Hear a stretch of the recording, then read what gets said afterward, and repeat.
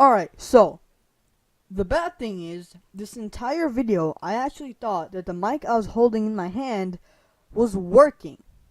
Turns out the mic was switched to my camera microphone, and you can see me at the beginning of the video basically leaving, and I go to pick up my mic thinking that you can't hear, pick up the mic and speak. The whole time I thought the mic I was holding was working, but it really wasn't, which is very very annoying. But enjoy. So I haven't posted a speed answering questions in a while, and I know you guys like the old one. I was busy and some stuff, so I decided I would do it again. I got some questions from some people. I got some questions on Snapchat. You can always send me something on Snapchat, and I'll definitely answer. So I got some questions, and I found a website, and basically try to answer this stuff as fast as I could. Alright, here you go. I decided I'd give you guys something new, and just give you a time lapse of me editing the video before I start the video itself.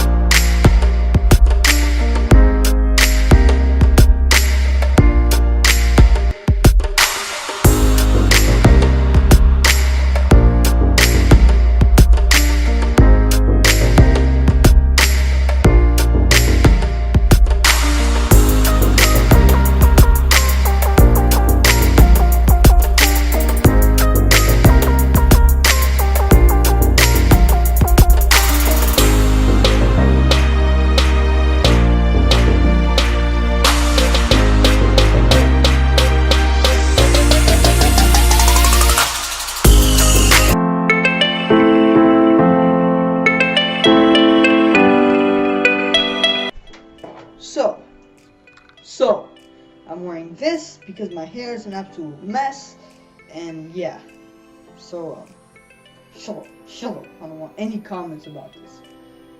Alright, so, on to the video. So I found an article online, and I might be reading questions off of, you know what, never mind, I'm gonna go make my hair. No, I can't, no, I'm not gonna do this. Be right back. Don't move. Don't move. Alright, I'm back. It doesn't look great, but it's good enough. Alright, so I found an article. I might be reading off of there. Not reading off the answers, but reading off of... Okay, so I found an article. It's basically about, like, what's it called?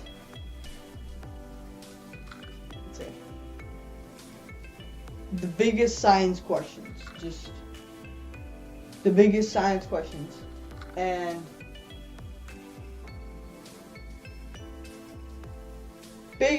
okay, so the 7 biggest unanswered questions in physics. I'm going to be speed reading those.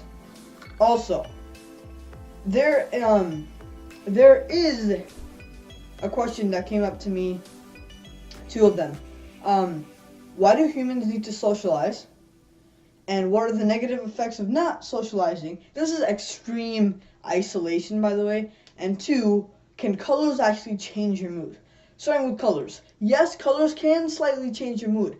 For example, depending on your gender, for example, if you're a woman, reds usually give off to you, make you more of in love mode, if that makes sense.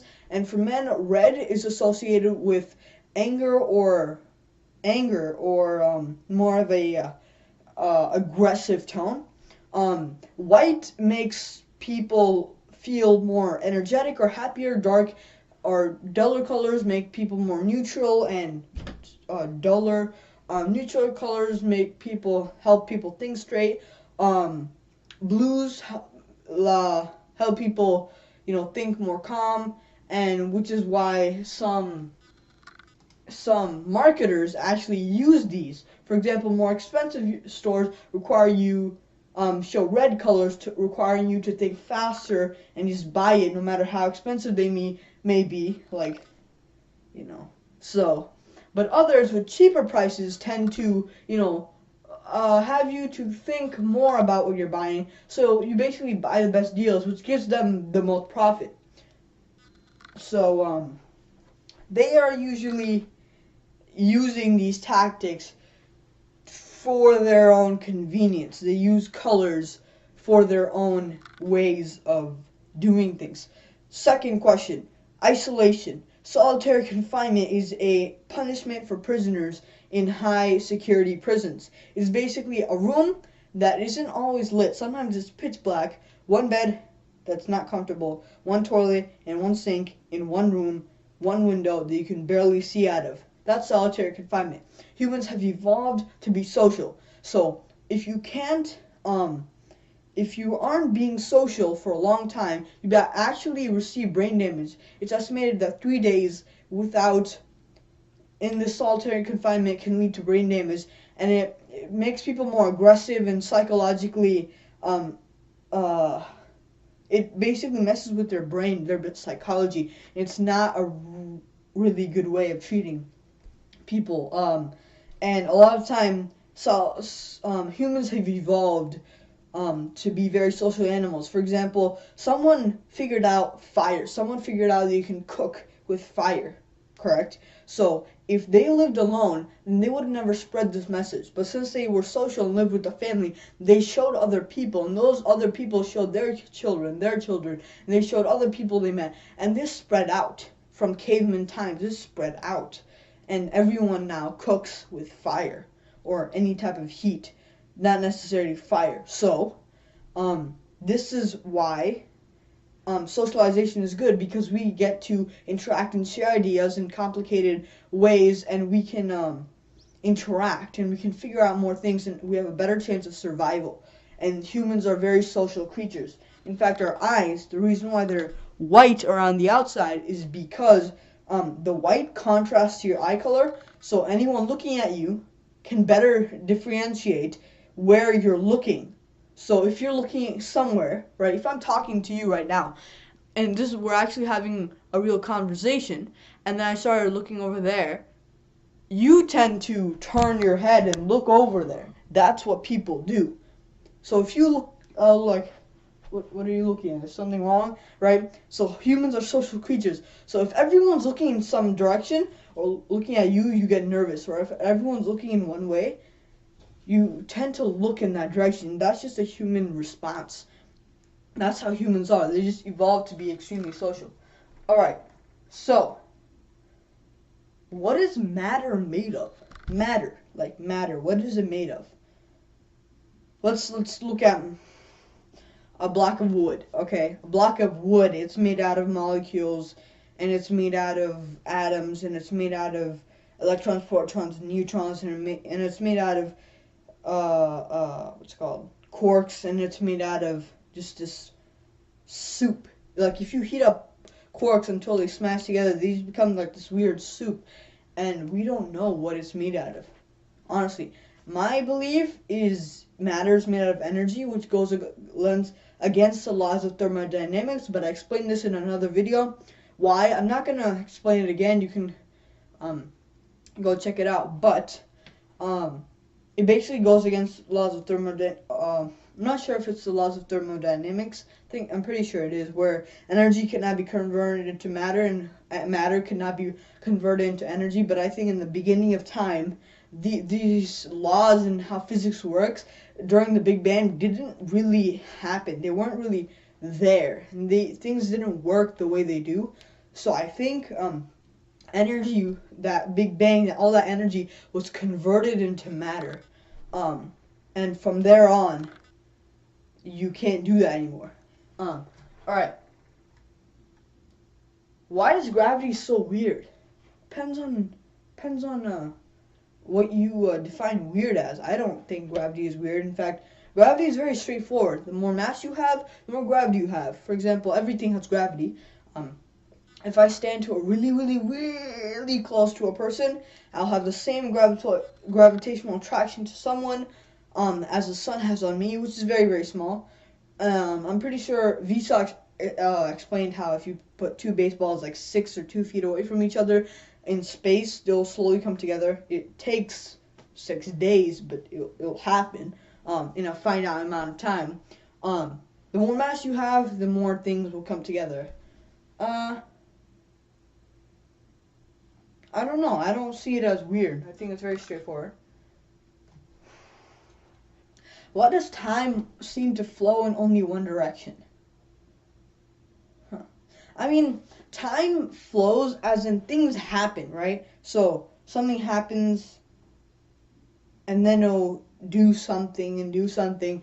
And in order for something to happen, to cause and effect, right? For something to happen, like I hit a glass, after that the glass will spill. So time has to move in a forward direction for certain things to happen. So time moves in a forward direction, because events that occur have to happen in that order to make sense and to follow through, and these actions to happen, basically.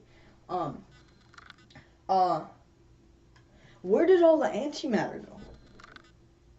I think matter is just more stable and can last longer, and just more easily. It's more stable and much more easier to handle and exist in the universe than antimatter, basically. What happens in the gray zone between solid and liquid? I think it's more of a Newtonian fluid, but more harder than a Newtonian fluid, like what's it called? Some putty. You mix cornstarch and water. Forgot. What happens if you mix cornstarch and water? I was gonna say water.